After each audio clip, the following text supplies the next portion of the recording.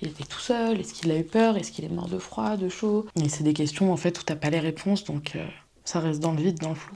Je m'appelle Chloé, mon grand-père a disparu il y a 3 ans, il s'appelle Jean-Pierre Rameau. Il a disparu à Lude, près de Nancy. Aux alentours de 16h, ils sont partis voir un concert de rock avec ma grand-mère. Ils ont rejoint la sœur de ma grand-mère avec son mari.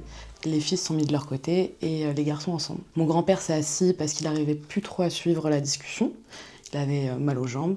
Il s'assoit et son beau-frère continue la discussion avec d'autres personnes. Il regarde une première fois, il est toujours là. Une deuxième fois, il est toujours là.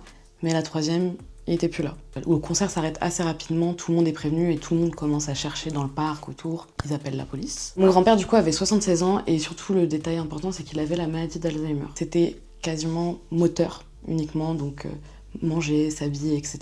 Il nous reconnaissait, il connaît son prénom et on pense qu'à ce moment-là, ce qui s'est passé, qu'il était avec son beau-frère, qu'il n'arrivait plus à suivre la discussion avec les personnes et qu'il est parti s'isoler un moment, il s'est assis et au bout d'un moment, il a disparu.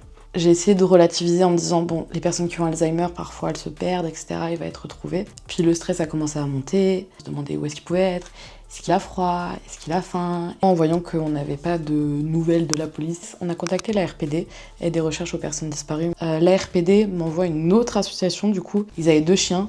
Les chiens, ils partent un par un à 20 minutes d'écart à peu près. On arrive sur un parking, juste derrière le parc, et au final, il s'est assis sur une place de parking et il a commencé à pleurer.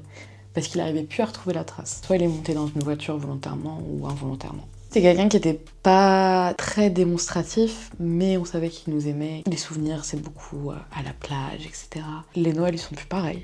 Il y a quelqu'un qui manque à la table. En vrai, ouais, il comptait beaucoup. Enfin, je trouve toujours ça injuste. En fait, la police nous a rapidement dit que y avait plus rien qu'on pouvait faire. Comme il n'y a pas de preuve réelle qu'il a été enlevé, ou qu'il est monté dans une voiture involontairement, il n'y a pas de délit non plus. Le tribunal, du coup, a annoncé que l'enquête était close. Il n'y a plus de procès, il n'y a plus d'enquête, il n'y a plus d'appel à témoins. Je me suis cassé la tête je ne sais combien de nuits, de journées, à me dire qu'est-ce que j'ai loupé après ce putain de parking. Quelle question on se pose pas finalement, de savoir s'il est en vie ou s'il est mort. Mais pour moi, c'est comme l'abandonner de se dire qu'il est décédé. Et le fait de pas savoir s'il est vivant ou mort, c'est qu'on ne peut pas faire notre deuil.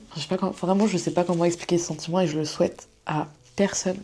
L'espoir, ça tue. Quand on voit des gens qui sont retrouvés, même vivants ou morts, 9 ans après, on se dit « Ah, peut-être que ça va nous arriver ». Si des personnes qui travaillent en maison de retraite, hôpitaux, ont vu un homme avec une longue cicatrice au niveau du torse, si vous avez la moindre information ou même quoi que ce soit. Donc je préférais que ce soit directement vers nous. Idéalement, moi ou ma maman ou mon oncle, pas directement ma grand-mère. Histoire d'essayer de la préserver un peu des faux espoirs, parce que c'est ça qui est compliqué aussi.